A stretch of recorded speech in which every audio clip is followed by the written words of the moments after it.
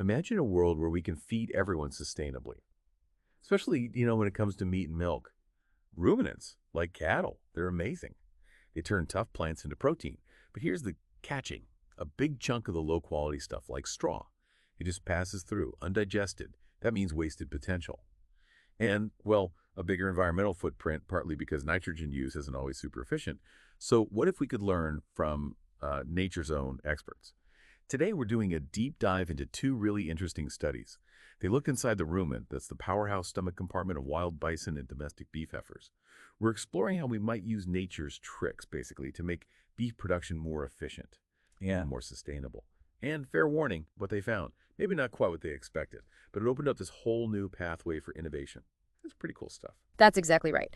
Our mission today is to really unpack what these two sources are telling us. We've got the Nguyen study from 2023 and also Ribeiro et al. From 2017.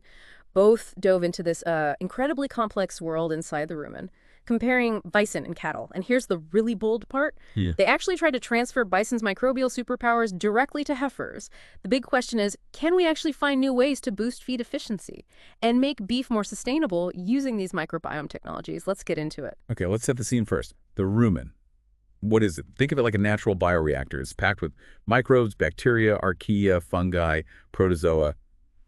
Yes. And the job. Break down tough plant material into energy and protein the animal can actually use. So naturally, making that process better is a huge win for the animals, for sustainability, all of it. And what's really fascinating here is this idea, this bison advantage hypothesis. Bison, they naturally eat diets really high in lignocellulose. That's the super tough, woody plant fiber. And they're often just considered better at digesting it than domestic cattle.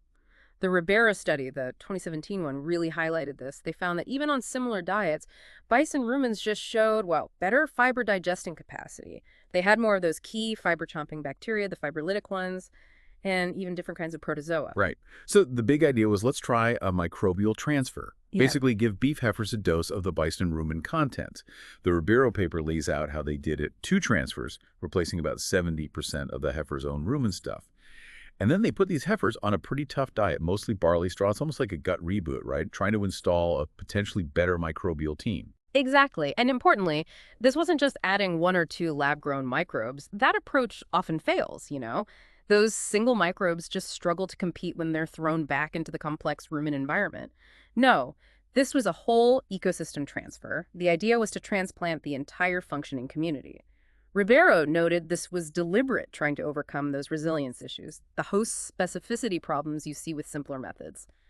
It was ambitious. Okay, now here's where things get really interesting, maybe a bit confusing at first. We just said bison are great fiber digesters. Hypothesis was strong. The transfer should boost fiber digestion in the heifers. But the Ribeiro study found it didn't. Repeated doses of bison microbes didn't improve the overall digestibility. Not for dry matter, organic matter, NDF, ADF, none of the key fiber measures. No big win on fiber digestion. That must have been a bit of a shock. I imagine it was. So the obvious question is, why not? And the Nguyen study, the more recent one, gives us a massive clue. It boils down to the specific diet. See, the bison donors in Nguyen's study, they were eating barley silage and oats pretty high in something called fructan, a plant sugar. But the heifers, they were on that tough barley straw diet. High fiber, yes, but a very different kind of fiber. More recalcitrant, harder to break down. And Nguyen showed the heifer's own microbes were already overexpressing cellulose's enzymes perfect for straw's cellulose. Meanwhile, the bison microbes, they were overexpressing inulinase, an enzyme for fructan digestion, perfect for their diet, not the heifers. Okay, so it's not just fiber in general, it's the specific type of fiber. And the microbes are highly specialized for what they usually eat. That really drives home how complex this interplay is, right, between the diet and the microbiome. Both studies really underscore that. So the transferred bison microbes just weren't equipped for the heifer's specific challenge diet. Precisely. The microbiome is incredibly adapted to its food source. Those bison microbes were experts, yes, but experts at digesting their specific food. Not necessarily the heifer's tougher barley straw. It's like bringing a screwdriver when you need a hammer. Wrong tool for the job. Okay. But while fiber digestion wasn't the headline result, both papers point to something else, something arguably more significant: nitrogen metabolism. The Ribeiro study clearly states the transfer did increase protein digestibility, and crucially, nitrogen retention in the heifers. Now that's huge for feed efficiency. And for the environmental side, too. Absolutely. And the why behind this is fascinating down at the molecular level. The Ungian study looked deep into gene expression, which microbial genes were switched on or off, and they found big differences in nitrogen handling between bison and heifers, even before the transfer. Heifer microbes tended to ramp up something called dissimilatory nitrate reduction, basically converting nitrate to nitrite. Bison microbes, though, they seemed to actively suppress that pathway. Instead, they had higher levels of a gene called glutamate dehydrogenase 2, GDH2. Now, connecting this to the bigger picture. Higher GDH2 in bison suggests they're adapted to lower quality diets, low energy, low protein. GDH2 helps channel nitrogen compounds towards energy generation for the animal, not just nitrogen processing. It's like a clever energy-saving strategy when nutrients are scarce, making better use of the protein available. Okay, so that was the baseline difference. What happened after they gave the heifers the bison microbes? Well, the Nguyen study found that the transfer led to this persistent downregulation, a turning down of those nitrogen pathways in the heifers, even after 27 days. This included genes for transporting certain nitrogen compounds and, importantly, genes for nitrate reductases, those enzymes that deal with nitrite, all significantly turned down. And why is turning down nitrate reduction so important? Because high levels of nitrate can actually be toxic to ruminants. The bison microbiome seems better adapted to quickly convert nitrate into ammonia, which the animal can use.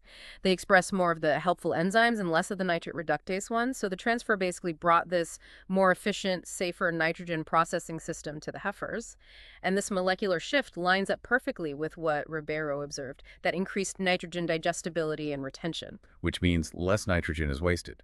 Less valuable nitrogen from the feed ends up in urine and manure. The Ribeiro paper showed that more nitrogen was retained in the animal. That's a direct environmental win, right? Less potential for ammonia pollution, less nitrogen runoff. Precisely. And Ribeiro also found some interesting correlations. Increased nitrogen digestibility was strongly linked to higher counts of protozoa, especially one called Ostracodinium. These are larger, single-celled microbes. They thrive on straw and have lots of fiber-digesting enzymes themselves. They also saw links with certain bacteria, more extent. Christensen alaceae was good, while more of an uncultured group called BS11 gut group was linked to lower N efficiency. So specific microbes, including protozoa, seem key to this improved nitrogen handling. And the whole fermentation process changed a bit too. Ribeiro mentioned a slight drop in rumen pH and more total VFAs, volatile fatty acids, the animal's main energy source. Specifically more butyrate, valerate, and then those branch chain ones, isovalerate and isobutyrate, while acetate went down. Yes, those shifts, particularly the branch chain VFAs, they signal increased breakdown of feed protein and more microbial protein turnover. And higher butyrate often links back to protozoal activity. It's all connected, improved nitrogen use, shifting VFA profiles. The microbes are balancing things differently, getting more out of the protein. It's a cascade effect. So the microbiome changed, nitrogen use improved. How does the system regulate this? How do these changes stick? The Nguyen study pointed to something called serine threonine kinase, STK. Right. This was really interesting. The only major gene pathway consistently upregulated, turned up, in the heifers after the transfer was STK. And this is crucial because STKs are like master regulators inside cells. Think of them as traffic controllers, directing processes like nitrogen use, stress response, general metabolism. The fact that these STK genes linked to core gut bacteria like Oscillospiraceae, Lactospiraceae, Prevotalaceae were upregulated while other nitrogen pathways were downregulated, it strongly suggests STKs are orchestrating these metabolic shifts. They're helping the newly established microbial community adapt and function in this more nitrogen-efficient way. Wow, that sounds like a potential control switch for future tech. So let's tie this all together. What does this integrated picture from both studies mean for the future? For developing microbiome tech, for better feed efficiency, and ultimately more sustainable beef? Okay, connecting all the dots. The combined message from Nguyen and Ribeiro points towards a really clear and potent strategy for sustainable beef. First, nitrogen efficiency is a prime target. Maybe even more important than just chasing fiber digestion in some cases.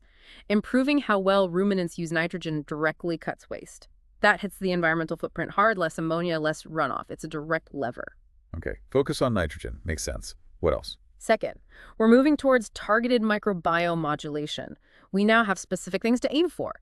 Molecular targets like turning down those nitrate reduction pathways or boosting GDH2, or even influencing those regulatory STKs. And we know specific microbial groups are involved, certain protozoa, Christensen alaceae. It's not guesswork anymore. We have concrete scientific leads. So, more precise interventions. Exactly. Which leads to the third point, precision rumen programming. Forget broad strokes approaches that often don't work reliably. The future could involve specifically enriching for beneficial protozoa or delivering carefully selected bacterial teams, or maybe even using tools to tweak gene expression like those STKs, all aimed at optimizing the rumen for maximum nitrogen retention and minimal environmental impact. And this is especially powerful for animals on those challenging low-protein or low-quality diets, which are very common globally. It's about fine-tuning the internal ecosystem with unprecedented precision. So this deep dive into the bison's gut, it tells us the path to sustainable beef isn't maybe just about getting more energy from fiber. It's critically about making smarter, more efficient use of the nitrogen that's already in the feed. That's a subtle shift maybe, but a really powerful one. It opens up completely new ways to think about agricultural innovation. It really does. This research just highlights the incredible adaptability of the rumen microbiome and its huge potential for helping us meet global food needs sustainably. The fact that these positive changes in nitrogen metabolism stuck around after the transfer, that's a strong signal. It tells us we absolutely can and should keep digging into these natural adaptations at the molecular level. There's so much more to learn. So for you, our listener, maybe something to think about. If understanding this complex microbial dance inside a cow can lead to more sustainable food, what other natural solutions might be hiding in plain sight in other complex biological systems all around us? Definitely something to chew on until our next deep dive.